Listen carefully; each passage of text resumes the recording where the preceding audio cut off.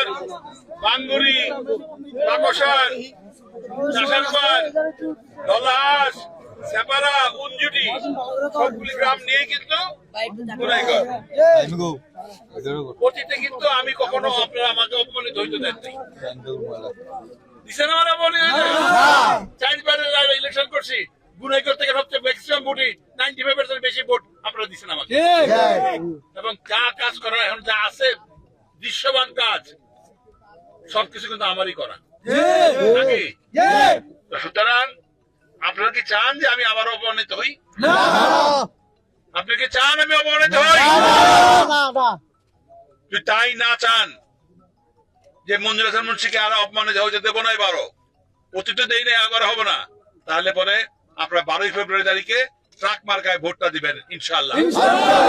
এবং একটা পরিষ্কার ক্লিয়ার বলে দিচ্ছি, আজকে যদি আমি এই গান থেকে থ্রেট করতেছি না, কিন্তু আমি মিন করতেছি। আমাদের বিএনপি সরকারি তারেক রহমান সাহেবই সরকার গঠন করবে ইনশাআল্লাহ। আমি অতীতে কিন্তু কারো ব্যাপারে কোন রকম খারাপ কোনো সিদ্ধান্ত দেই নাই, আমি কারো বিরুদ্ধে কোনো মামলা করতে করি নাই, কিন্তু আমাকে এবার কিন্তু খারাপ হইতে দিয়েন না। আমি যদি খারাপ হই, খারাপ পথে দেখাবো। গুনাইঘর হোক, কুঞ্জুটি হোক, বাঙ্গাসার হোক, যেই যায় আমার মামা হোক, আপনার খেয়াল আছে আমার মামার আমি থানায় দিয়েছিলাম, ওই যে দলিল জরিপ নিয়ে দিয়েছিলাম না, আমি কিন্তু ছাড়ি নাই কিন্তু কাউরে। এবার কিন্তু আরো কঠোর হব, আমি মিন করতেছি কিন্তু এই কথাটাকে ইনশাআল্লাহ।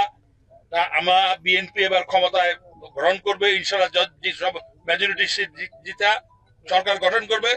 বিএনপি ক্ষমতায় আসা মানে মঞ্জুর হাসান মুন্সি ক্ষমতায় আসা, মানে আওয়াল খান ক্ষমতায় আসা, ক্ষমতায় আসা।